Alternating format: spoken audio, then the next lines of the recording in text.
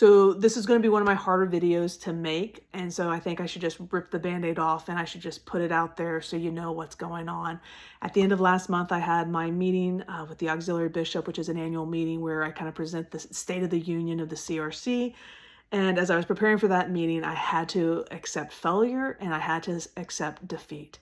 So I want to now share this with you because you've been hearing for years me talk about we're going to be fully renovated by our 60th anniversary, which is in 2026, and it's 2026. And I'm sad to say that unless a miraculous miracle happens where we have more volunteers helping us with the work, unless we get more donors giving, there's no way that it's going to be completed by the end of 2026. So realistically, we've had to bump it to look at the end of 2027. And that's if we get the volunteers to help us as well as the fundraising that's necessary. We did with COVID, when we went from a staff size of 17 down to only 4 of us.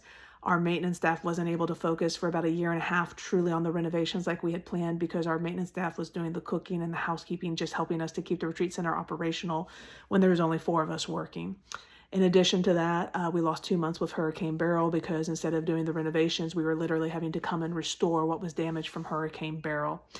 On top of that, I've also fallen short on the renovation funding that was necessary to move forward with each of the renovations.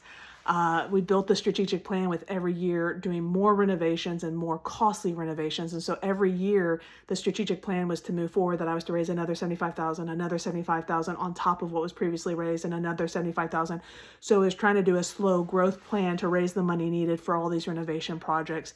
And I've fallen short. Some years I've fallen short by $2,000. Other years I've fallen significantly short, like $80,000. So all this I'm saying, I am sorry.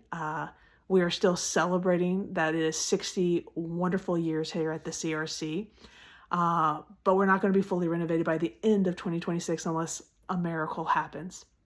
And so I want to be honest with you, our donors and our supporters, so you don't kind of say at the end of 2026, like, hey, what happened? Where did this go? I want to put this forward to you so you understand where we're at, what we're trying to do. But this is also why we're trying to get 40 new monthly donors during the season of Lent, because there's not enough people financially giving to allow us to achieve each of the renovations we're trying to do. As you know, ever since I've been here, I always say we nickel and dime every renovation. To be in our top 10% of donors since I've been here at the CRC year after year, you donate $100 or more a year to the CRC. So what that means is 90% of our donors give less than $100 a year.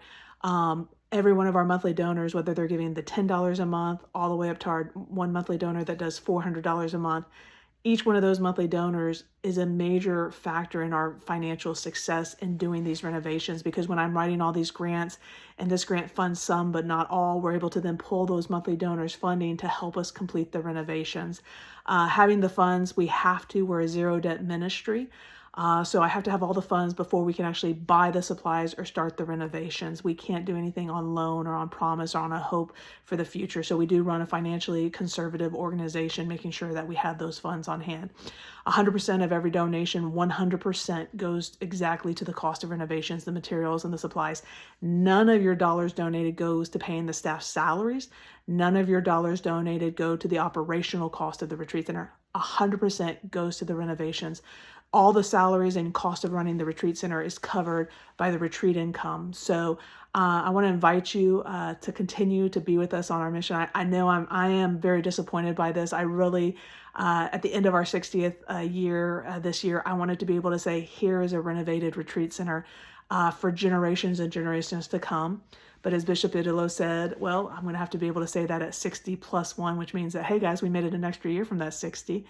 And so I do see the good, and I see how we've moved and we've progressed and we've done so much. I really wanted us to be fully renovated for the end of our 60th anniversary, but the reality is sometimes we have these setbacks in life.